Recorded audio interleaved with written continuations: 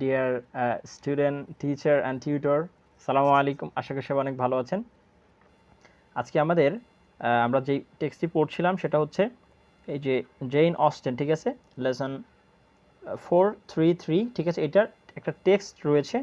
টেক্সটটা যথেষ্ট বুঝে পড়তে হবে, না বুঝে পড়লে কিন্তু কেউ বুঝতে পারবে না। তো চলুন আমরা টেক্সটটি শুরু করছি। এখানে টেক্সট 1 লেখা আছে এ। এখানে কি দেখতে পাচ্ছি আমরা? এখানে একটা লেডি এখানে দাঁড়িয়ে আছে। এই যে এটা একটা লেডি, আর এখানে হচ্ছে দুইটা জেন্টস, ঠিক আছে। আচ্ছা, তো এটা মূলত একটা উপন্যাস থেকে নেওয়া, যেটার নাম হচ্ছে প্রাইড অ্যান্ড প্রিজুডিস, ঠিক আছে। প্রাইড অ্যান্ড প্রিজুডিস উপন্যাস থেকে নেওয়া, নোবেল থেকে। আচ্ছা চলুন, এখানে একজন লোকের কথা বলা আছে, তার নাম মিস্টার কলিন। ওনার চরিত্র সম্পর্কে এখানে বিশ্লেষণ করা হবে। উপন্যাসটা অনেক বড়, এটার একটা জাস্ট সামান্য অংশ। একটা ব্যক্তি মিস্টার কলিন, অনেকগুলো চরিত্র আছে এর মধ্যে, মাত্র একটা ক্যারেক্টার, একটা চরিত্রের উপরে এরা ফোকাস করেছে, ওনার ব্যক্তিত্বটাকে এখানে তুলে ধরেছে, ঠিক আছে। আচ্ছা, তো আমরা শুরু করি। Mister Collins was not a sensible man, ঠিক আছে। মিস্টার কলিন ছিলেন না সেন্সিয়েবল ম্যান। সেন্সিবল মানে কি? আক্কেল একটু সুবুদ্ধি, বিচক্ষণ, সচেতন, এই ধরনের মানুষ ছিলেন না। Mister Colin was not a sensible man. জনাব কলিন কিন্তু খুব বেশি সচেতন মানুষ ছিলেন না। এবং the deficiency of nature, deficiency মানে অভাব বা ঘাটতি, এরকম কিছুকে বোঝায়। দ্য ডেফিসিয়েন্সি অফ নেচার, প্রকৃতির ঘাটতি, অর্থাৎ এখানে বুঝিয়েছেন যে ওনার একটু প্রকৃতিগত প্রকাশের কিছুটা ছিল, মানে মানুষের বলে মানসিক বিকাশে কিছুটা কম, অথবা মানে তার কিছু মুদ্রা দোষ থাকে অনেক সময়, এই ধরনের একটু বিদ্রুপ করে বলা হচ্ছে। দ্য ডেফিসিয়েন্সি অফ নেচার অর্থাৎ প্রকৃতির অভাব, অর্থাৎ এখানে তার গ্রোথ বা বৃদ্ধিকে বুঝিয়েছে, এটার কিছুটা অভাব ছিল। হ্যাঁ, অতটা সুন্দর মানুষ ছিল না, বা একটু ব্যাকওয়ার্ড। হ্যাজ বিন, ঠিক আছে। হ্যাড বিন অর্থাৎ the deficiency of nature had been, তার কিছু প্রকৃতির অভাবও ছিল। বাট কিন্তু the little assisted by education or society, ঠিক আছে। কিন্তু তিনি কেমন ছিলেন? লিটল অ্যাসিস্টেড, খুব কমই সংযুক্ত ছিলেন, বা এডুকেশন অর সোসাইটি, সমাজের যে সমাজ মানে শিক্ষা, সমাজের যেই কি বলে উচ্চ যে একটা সমাজ, এটার সাথে কিন্তু তিনি কমই সংযুক্ত ছিলেন বা আদব কায়দা জানতেন, এই ধরনের কথা বোঝাচ্ছে। দ্য গ্রেটেস্ট পার্ট, কি বলছে? The greatest part of his life, তার জীবনের সবচেয়ে বড় অংশটাই কি হয়েছে? হ্যাভিং বিন স্পেন্ট, ঠিক আছে। হ্যাভিং বিন স্পেন্ট মানে তিনি কাটিয়েছিলেন under the guidance of an illiterate, একজন মূর্খের অধীনে। মূর্খ না, এখানে নিরক্ষর, ঠিক আছে। তাহলে তার জীবনের সবচেয়ে বড় অংশ, the greatest part of his life, তার জীবনের সবচেয়ে বড় অংশটুকু হ্যাভিং বিন স্পেন্ট, ঠিক আছে, কাটানো হয়েছিল under the guidance of an illiterate and মাইজারলি father. অর্থাৎ মিস্টার কলিনের বাবা কেমন ছিলেন? ইলিটারেট, নিরক্ষর, মানে অক্ষর জ্ঞান ছিল না, শিক্ষা ছিল না। অ্যান্ড মাইজারলি, ঠিক আছে। অ্যান্ড মাইজারলি মানে কৃপণ বা লোভী, এই ধরনের কথা বোঝায়। এখানে কৃপণ অর্থটা ভালো আসে। তাহলে তার বাবা কেমন ছিল? ইলিটারেট অ্যান্ড মাইজারলি, ঠিক আছে। আচ্ছা, তাহলে তার জীবনের বেশি অংশটুকু তিনি একজন এমন বাবার অধীনে কাটিয়েছিলেন যিনি ছিলেন লিটারেট এবং মাইজারলি, মানে মিস্টার কলিন সম্পর্কে একটু বিদ্রুপ করা হচ্ছে। এবং though he belonged to one of the universities, ঠিক আছে, যদিও তিনি একটি বিশ্ববিদ্যালয় থেকে এসেছিলেন, অর্থাৎ উনি একজন বিশ্ববিদ্যালয়ে পড়াশোনা করেছিলেন, তার মানে বোঝা যাচ্ছে কি সমাজে শিক্ষা দীক্ষা কিছুটা ছিল, কিন্তু ওনাকে কিন্তু একটু খারাপভাবে বিদ্রুপ করা হচ্ছে, যে ওনার প্রকৃতির অভাব, ডিফিসিয়েন্সি অফ নেচার, ঠিক আছে, এগুলো বোঝাচ্ছে। বা সোসাইটি এডুকেশন সম্পর্কে তেমন কিছু জানতো না। আচ্ছা, পরে কি বলেছে? He had merely kept the necessary term, ঠিক আছে। হি হ্যাড মেয়ারলি মানে কি? খুবই কমই, একেবারে নিছক। Merely, MERELY, merely.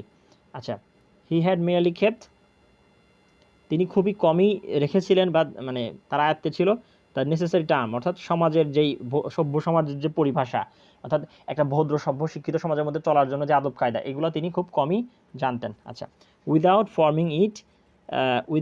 ফর্মিং ইট এনি ইউজফুল অ্যাকোয়েন্টেন্স, ঠিক আছে, খুব বেশি মানে সুন্দর গঠন কিংবা এর কোনো ভালো একটা অর্জন ছাড়াই, ঠিক আছে, তিনি এগুলার মানে এই সামাজিক পরিভাষা কিংবা সমাজের যে সভ্য সমাজের যে ইয়াগুলা আদব কায়দা রীতিনীতি খুব কমই জানতেন। তাহলে দেখো, দ্য সাবজেকশন মানে কি? অধীনতা। তাহলে দ্য সাবজেকশন, অধীনতা বা আয়ত্তে থাকা, এমন আয়ত্তে তিনি ছিলেন, ইন হুইচ যেখানে his father had ব্রট him up, তার বাবা তাকে গড়ে তুলেছিলেন। হ্যাড ব্রট হিম আপ, তার বাবা তাকে গড়ে তুলেছিলেন। হ্যাড গিভেন হিম, অর্থাৎ the subjection had given him, এই অধীনতা তাকে দিয়েছিল। Originally great humility of manner, ঠিক আছে, অরিজিনালি গ্রেট হিউমিলিটি মানে মানে প্রকৃত নম্র ব্যবহার দিয়েছিলেন, ভদ্র সভ্য নম্র ব্যবহার দিয়েছিল কি, তার বাবা তাকে এমন আচরণ বা এমন একটা পরিবেশে গড়ে তুলেছিলেন। অর্থাৎ দেখো না, গ্রামের মানুষরা কিন্তু শিক্ষা দীক্ষা কিন্তু কম থাকে, কিংবা সভ্য সমাজের ইয়াগুলো খুব কম বোঝে, কিন্তু ওনারা কিন্তু আর যাই হোক না কেন ঠকবাজ হয় না বা চিটার হয় না, ঠিক আছে, এটাকে বোঝাচ্ছে এখানে। আচ্ছা, বাট কিন্তু ইট ওয়াজ ইট ওয়াজ নাও আ গুড ডিল, ঠিক আছে, বাট এখানে আবার বিপরীত কথা বলছে, ইট ওয়াজ নাও আ গুড ডিল, ঠিক আছে, এটা ছিল বেশ কিছুটা contracted by self conceit of weak head. আচ্ছা, কন্ট্রাক্ট মানে কি? কন্ট্রাক্ট মানে হচ্ছে কি সংকুচিত করা, ঠিক আছে, কন্ট্রাক্ট, হ্যাঁ, বিফলে যাওয়া, অর্থাৎ এই যে সুন্দর, কেবল একটু সুন্দর কথা বলে, হিউমিলিটি অফ ম্যানার, তার আচরণগুলো সুন্দর ছিল, নম্র ছিল, কিন্তু ইট ওয়াজ নাও আ গুড ডিল, এটা ছিল একটি বেশ কিছুটা contracted by the self conceit, অর্থাৎ এটা এই সুন্দর আচরণটা কন্ট্রাক্টেড হয়ে গিয়েছিল, অর্থাৎ নিবারণ হয়েছিল, একটু সংকুচিত হয়েছিল বা একটু কমে গিয়েছিল, এই ধরনের কথা বলছে। বাই দ্য সেলফ কনসিট অর্থাৎ আত্ম অহমিকা, তার মধ্যে কিছুটা আত্ম অহমিকাও ছিল মিস্টার কলিনের মধ্যে, ঠিক আছে। আচ্ছা, একটু বুঝে বুঝে পড়তে হবে, নাহলে কিন্তু এটা 90% স্টুডেন্ট বুঝবে না, টিচাররাও কিন্তু অনেকে বুঝবে না। The self conceit of a weak head, মানে অর্থাৎ তার মানে বুদ্ধি, স্মৃতিশক্তি, এগুলাকে একটু ব্যঙ্গ করা হচ্ছে, মক করা হচ্ছে। তাহলে self conceit of a weak head মানে কি, সে ছিল একটু দুর্বল মস্তিষ্ক কিংবা একটু সমাজের নিচু স্তর থেকে উঠে আসা মানুষ, কিন্তু আত্মহমিকা তার মধ্যে ছিল, যার কারণে এই হিউমিলিটিটার এটা দাম দিচ্ছে না। লিভিং ইন রিটায়ারমেন্ট, ঠিক আছে, এবং এই যে মিস্টার কলিন সম্ভবত এটা একটু বেশি বয়সের কথা বোঝানো হচ্ছে, ঠিক আছে, এটা কিন্তু অনেক বড় একটা উপন্যাস, পরিপূর্ণটা পড়লে এরপরও কিন্তু আমরা পরিপূর্ণভাবে ব্যাখ্যা করতে পারবো। এখান থেকে আমরা যতটুকু বলতে পারি যে লিভিং ইন রিটায়ারমেন্ট, তিনি কিন্তু রিটায়ারমেন্টে ছিলেন, অর্থাৎ একটু বয়স্ক ছিলেন আর কি। and the consequential feeling of early and unexpected prosperity, অর্থাৎ ওনার যে বয়স বা ওনার যে যতটুকু অর্জন করা ছিল, আনএক্সপেক্টেড প্রসপারিটি মানে কি, মানে অপ্রত্যাশিত যে সাফল্য, ঠিক আছে, এবং এটাকে কী বলছে, কনসিকুয়েন্টাল ফিলিং অফ আর্লি, অর্থাৎ মানে কনসিকুয়েন্টাল ফিলিং মানে একটু গর্বিত বোধ, ঠিক আছে, একটু গর্বিত বোধ করা, of early and unexpected prosperity, ঠিক আছে, হয়তো তিনি জীবনের মানে একেবারে দ্বার প্রান্তে, শেষ প্রান্তে সফলতা অর্জন না করে একটু আগেই হয়তো পেয়েছিলেন, ঠিক আছে। আচ্ছা, ফরচুনেট চান্স, ঠিক আছে, একটি সৌভাগ্যক্রমিক সুযোগ, ফরচুনেট চান্স, একটি ভালো ভাগ্যের একটা সুযোগ তার হয়েছিল কি, হ্যাড রিকমান্ডেড হিম, তাকে সুযোগ দিয়েছিল বা তাকে নির্দেশ দিয়েছিল বা তাকে সুযোগ করে দিয়েছিল, recommended him to lady Catherine de Bourgh, ঠিক আছে, এই যে লেডি ক্যাথরিন ডি বর্গ, এটা হচ্ছে ভয় পাওয়ার কোনো কারণে, এটা হচ্ছে একটা মহিলা মানুষের নাম, ঠিক আছে, এই উপন্যাসের একজন বিশিষ্ট চরিত্র, উনি একজন খুবই সম্ভ্রান্ত প্রভাবশালী একটা মহিলা ছিলেন, ওনার নাম হচ্ছে লেডি ক্যাথরিন ডি বর্গ। তাহলে a fortunate chance had recommended him to lady Catherine de Bourgh, lady Catherine de বর্গকে তার একটি মানে তার একটা সুন্দর ভাগ্য, ভালো ভাগ্য, ঠিক আছে, বা সৌভাগ্যক্রমে একটা চান্স পেয়েছিলেন লেডি ক্যাথরিন ডি বর্গের কাছে, যখন the living of Hunsford was vacant, হ্যাঁ, হান্সফোর্ড, তাহলে হান্সফোর্ড শব্দের অর্থ হচ্ছে, এটা শব্দের অর্থ না, এটা হচ্ছে একটা দুর্গ, কল্পিত একটা দুর্গ উপন্যাসের মধ্যে, সেখানে লেডি ক্যাথরিন ডি বর্গ ছিলেন, বা এটা ওনার সম্রাজ্ঞী ছিল, বা উনি এখানকার কিছু একটা ছিলেন। তো তিনি কী করেছিলেন, when the living of Hunsford was vacant, vacant মানে খালি বা শূন্য, অর্থাৎ ওখানকার জীবনযাত্রা যখন প্রায় শূন্য হয়ে পড়েছিল, ওই সুযোগে হয়তো তিনি লেডি ক্যাথরিন ডি বর্গের সাথে সম্পর্ক স্থাপন করেছিলেন, মানে কথায় এই যে মিস্টার কলিনের সাথে এই যে প্রভাবশালী যে চরিত্রের মহিলা D Bourgh, lady Catherine D বর্গের সাথে তার একটা সম্পর্ক ছিল। এখন মিস্টার কলিন ছিলেন একেবারে সমাজের নিচু স্তরের মানুষ, অর্থাৎ মানুষকে যাকে দাম দেয় না, শ্রমজীবী বা একেবারেই দরিদ্র পরিবার থেকে উঠে আসা মানুষ, আর এখানে বলা হচ্ছে খুব সভ্য, শিক্ষিত এবং উন্নত সমাজের কথা। আচ্ছা, তাহলে living of Hunsford was vacant, যখন হান্সফোর্ডের যেই জীবনযাত্রা এটা কিন্তু প্রায় খালি হয়ে গিয়েছিল এই সময়টাতে, উনি সুযোগ পেয়েছিলেন, বা জীবনযাত্রা বা এখানকার সুযোগ সুবিধা অনেকটা স্থিমিত হয়েছিল ওই সময়। তিনি কিন্তু মিস্টার কলিন কিন্তু লেডি ক্যাথরিন ডিবার্গের সাথে মানে কথা বলার বা এর সাথে সম্পর্ক ভালো করার একটা সুযোগ পেয়েছিলেন। আচ্ছা গেল। অ্যান্ড রেসপেক্ট এবং শ্রদ্ধা which he felt her for her high rank, অর্থাৎ ফর হার হাই র্যাঙ্ক মানে কি তার আচ্ছা কি সুউচ্চ যেই হচ্ছে কি বলে র্যাঙ্ক মানে তো র্যাঙ্ক, সুউচ্চ যেই পদবী, অর্থাৎ লেডি ক্যাথরিন ডিবার্গ আগে বলেছি যে এটা একটা প্রভাবশালী চরিত্র ছিলেন, সমাজের খুব বেশি প্রভাবশালী, এক কথায় ভালো মানে একটা উঁচু স্তরের মহিলা ছিলেন। তো তার যে এত হাই র্যাঙ্ক ছিল লেডি ক্যাথরিন ডিবার্গ, যার কারণে এই মিস্টার কলিন তার প্রতি খুবই শ্রদ্ধাশীল ছিলেন।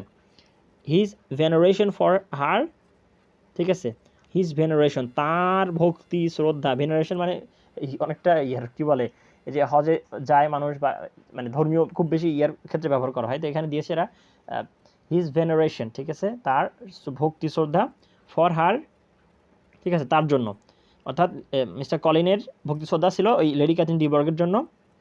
হ্যাঁ, অ্যাজ হিজ প্যাট্রোনেস, তার পৃষ্ঠপোষিকা হিসাবে, অর্থাৎ মিস্টার কলিনকে কিন্তু লেডি ক্যাথরিন ডিবার্গ পৃষ্ঠপোষকতা করতেন, পৃষ্ঠপোষকতা, mingling with a heavy good opinion of himself, ঠিক আছে, মিংলিং কি বলছে এখানে, মিংলিং, আচ্ছা মিংলিং শব্দের অর্থ কি, মিংলিং শব্দের অর্থ কি অনেকটা গলে যাওয়া, ঠিক আছে, একবারেই মিলিত হওয়া বা মিশ্রিত হওয়া এই ধরনের কথা। মিংলিং শব্দের অর্থটা আসলে কীভাবে এখানে অর্থ করা যায়, অর্থাৎ তার যে ভক্তি শ্রদ্ধা, তার যে ধারণা, এটা একেবারেই মানে ভক্তি শ্রদ্ধা সব কিছু একেবারে গোলে মিশ্রিত হয়ে গিয়েছিল। Mingling with a very good opinion of himself, ঠিক আছে, অর্থাৎ একেবারে ভক্তি শ্রদ্ধা একেবারে যা কিছু আছে সব কিছু একেবারে লেডি ক্যাথরিন ডিবার্গের জন্য সে উৎসর্গ করে দিয়েছিল। Of his authority as a clergyman, ঠিক আছে, অফ হিজ অথরিটি তার কর্তৃপক্ষ হিসাবে, অর্থাৎ ক্লার্জিম্যান হচ্ছে ধর্মযাজক, লিখছে হচ্ছে একজন খ্রিস্টান লেখিকা, ঠিক আছে, তো গির্জার যারা পাদ্রী থাকে এদেরকে ক্লার্জিম্যান বলে, বা আরও নাম আছে, পরে একটা শব্দ আসছে রেক্টর। তাহলে এই সম্ভবত এই যে মিস্টার কলিন উনি কিন্তু এটার পাশাপাশি একটা গির্জারও একটা দায়িত্বে ছিলেন, ঠিক আছে, যার কারণে লেডি ক্যাথরিন ডিবার্গকে আরও বেশি ভক্তি শ্রদ্ধা করতেন, ঠিক আছে, একে তো গির্জার একটা পদ আছে, তিনি একটু নিচু পরিবার স্তর থেকে উঠে আসা মানুষ, তো লেডি ক্যাথরিন ডিবার্গের সাথে ভালো সম্পর্ক রাখার মাধ্যমে তিনি একটা প্রভাব বা একটু ভালো ভালো অনুভব করতেন।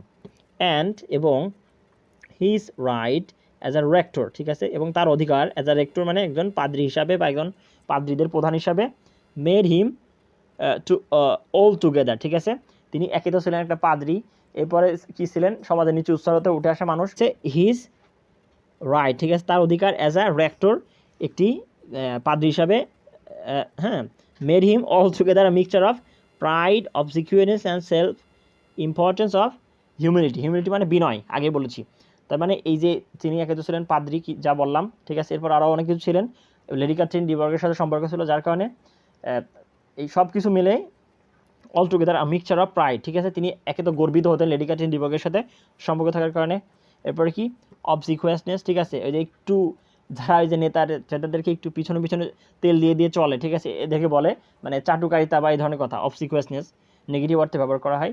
তার একে তো গর্বিত ছিলেন, একটু হালকা একটু চাটুকারিতা টাইপের ছিলেন, তো সমত বেশি করতেন, অ্যান্ড সেলফ ইম্পর্টেন্স, ঠিক আছে, অহমিকা বা আত্মগুরুত্ব এদিকে থেকে উনি ছিলেন, অ্যান্ড হিউম্যানিটি এবং একই সাথে বিনয়ীও ছিলেন, ঠিক আছে।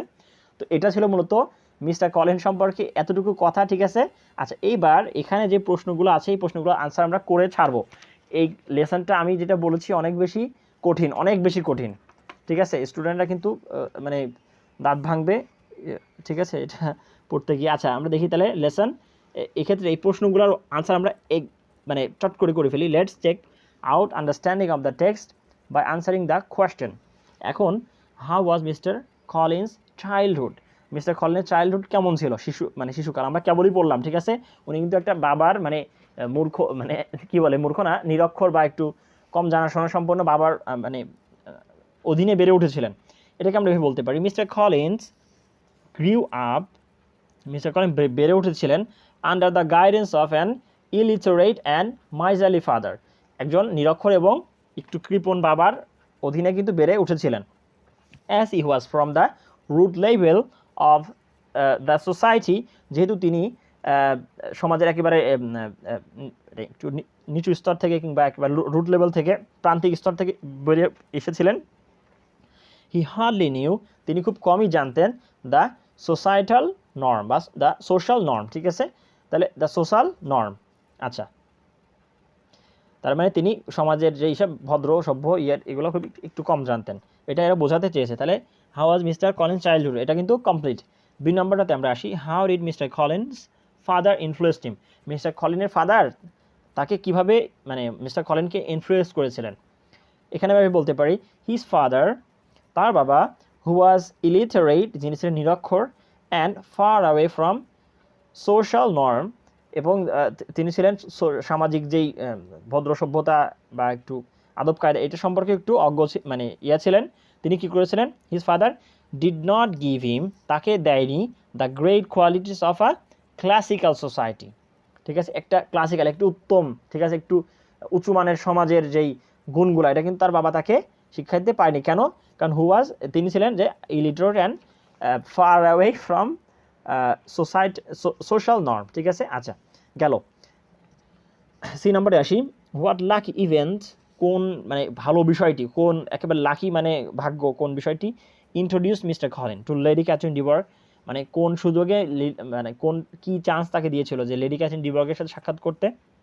এখানে যেটা আছে আমরা এই টেক্সট থেকে কিন্তু এটা বের করেছি যে ওয়েন, আনসারটা হচ্ছে এরকম, ওয়েন দ্য লিভিং অফ হান্সফোর্ড, যখন হান্সফোর্ড যে দুর্গ বা হান্সফোর্ড যে প্রাসাদ, এটার জীবন আচার বা থেমে এসেছিল, কমে এসেছিল, mister Collin got chance, mister Collin chance পেয়েছিলেন to meet lady Catherine de Bourgh, lady Catherine ডিবর্গের সাথে সাক্ষাৎ করা বা সম্পর্ক করার সুযোগ পেয়েছিলেন। আচ্ছা, গেল। এরপর কি আছে, ডি নম্বর হচ্ছে, what does a mixture of pride, humbleness, self-importance and obsequious tells us about Mr. Collin? এই যে বললাম, একে তো পাদ্রী ছিলেন, এরপরে লেডি ক্যাথরিন ডিবর্গের মতো একটা প্রভাবশালী নারীর সাথে তার লিঙ্ক ছিল, এরপর তিনি উঠে এসেছিলেন মানে প্রান্তিক স্তর থেকে, সব মিলে একটা মানে জগা খিচুড়ি টাইপের চরিত্র।